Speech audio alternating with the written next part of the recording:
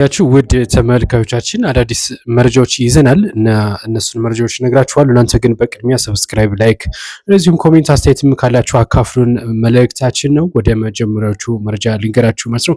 በኢራን ሰማይ ላይ ምንም አይነት በረራ የለም፣ ጸጥ ብሏል። የኢራን ሰማይ ነው የተባለው።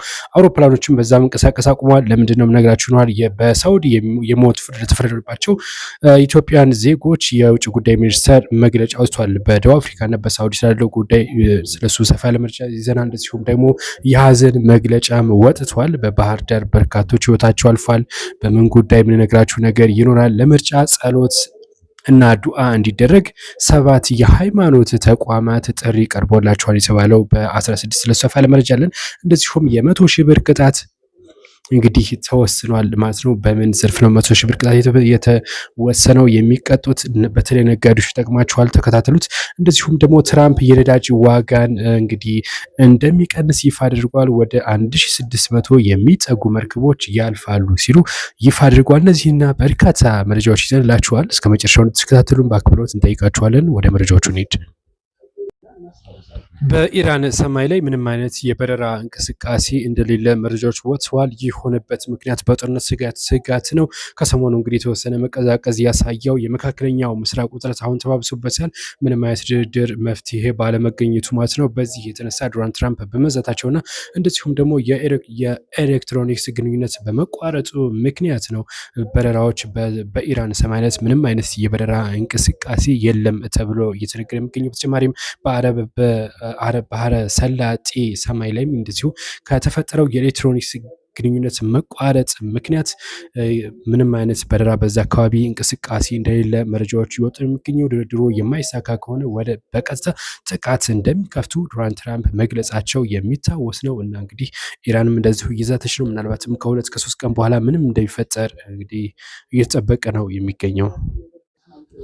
በአዲስ አበባ የምርጫ ጸሎትና ዱዓ እንደሚደረግ መረጃዎች ወጥተዋል። ወደ 7 የሚጠጉ የሃይማኖት ተቋማት ናቸው ይህንን ምርጫ ዱዓ የሚያደርጉት የተባለው። ይህንን መግለጫ ሰጥቷል። የሃይማኖት ተቋማት እንትንም ኃላፊ ማለት ነው መግለጫውን ሰጥቷል። በዛሬው ዕለት መግለጫ ነበር። እናም የኢትዮጵያ ሃይማኖት ተቋማት ጉባኤ መጪውን ምርጫ አስመልክቶና በሀገሪቱ ያለውን ወቅታዊ ሁኔታ አስመልክቶ ጸሎት እንደሚያደርግም ነው የተነገረው። ግንቦት 16 2018 በአዲስ አበባ ከተማ አራዳ ፓርክ ላይ ነው ይህ ጸሎት የሚደረገው ነው የተባለው። የአደባባይ ጸሎት በዋናነት 7ኛው ጠቅላላ ምርጫን የተመለከተ በሰላም እንዲፈጸም የሚያስችል እንዲጠናቀቅ እንግዲህ በጸሎት እንጠይቅ የሚል እቅድና ሀሳብ እንደሆነ መረጃዎች ወጥተዋል። በዚህ ጉዳይ ምን ሀሳብ አስተያየት አላችሁ? አካፍሉን። እንቀጥላለን። የገንዘብ ሚኒስቴር የ100,000 ብር ቅጣት ሊጥል እንደሆነ ይፋ አድርጓል። አዲስ የታክስ አስተዳደር ሕግ በግብይት ወቅት ደረሰኝ የማይቆርጡ ከሆነ እስከ 100,000 ብር ቅጣት ሊያስቀጣ እንደሚችል ይፋ ተደርጓል። ሸቀጦችን የተሸጡ ዋጋ ሆን ብሎ በመቀነስ ደረሰኝ በማይቆርጡት ላይ እርምጃ እንደሚወሰድም ነው የገንዘብ ሚኒስቴር ያስታውቀው። አሁን በስራ ላይ ባለው ሕግ እንግዲህ ነጋዴዎች ያለ ደረሰኝ በሚያካሂዱት ሽያጭ ላይ ከተገኙ ማለት ነው ቅጣት 100,000 ብር እንደሚቀጡ መረጃዎች ሲወጡ የሚገኙ። በረቂቅ ህጉ ላይም ትናንትና ምክክር ያደረገው ባለድርሻ አካላት የገንዘብ ቅጣቱ የተጋነነ መሆኑን በመጥቀስ ስጋታቸውን ቢገልጹም ነገር ግን ምንም አይነት ከዚህ ወደ ኋላ እንደማይል የገንዘብ ሚኒስቴር ይፋ አድርጓል።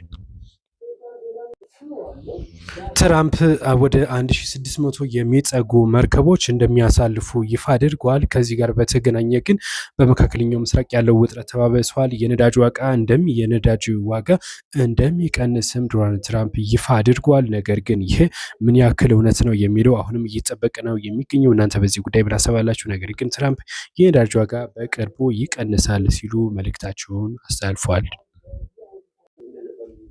በባህር ዳር እጅግ አስደንጋጭ መረጃ ተሰምቷል። በርካቶችም እንግዲህ ህይወታቸው አልፏል።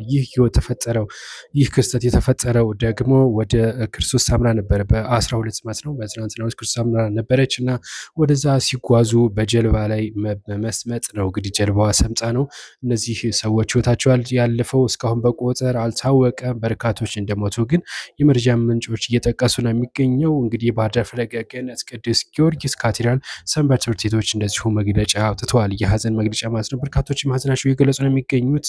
የማህበሩ መሪ አቶ ቻላቸው ጌትነትም በሀይቁ ጀልባዎች በሶስት ጎራ ተከፍለው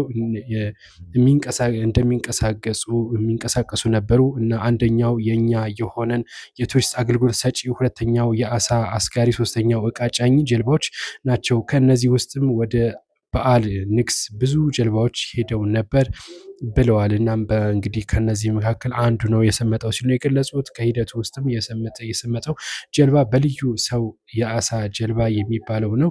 በጣም ያረጀና ደካማ ነበረ ሲሉም ነው እንግዲህ ሀሳባቸውን የሰጡትና ከዚህ ጋር በተገናኘ እንግዲህ ለሟቾች ወይም ደግሞ ለሞቱት መጽናናት እንመኛለን። መልካም ቆይታ ይሁንላችሁ። አብራችሁ ቆዩ። እንቀጥላለን።